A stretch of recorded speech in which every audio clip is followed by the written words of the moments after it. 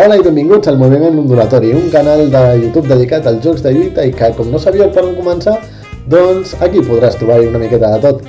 Comentaré partides, anunciarem dades de tornejos que faci la comunitat, farem un breu resum dels resultats de cadascuna, m'acompanyareu a la recerca de videojocs que no estiguin a la meva col·lecció de jocs de lluita i farem un balanç sobre aquells més estranys.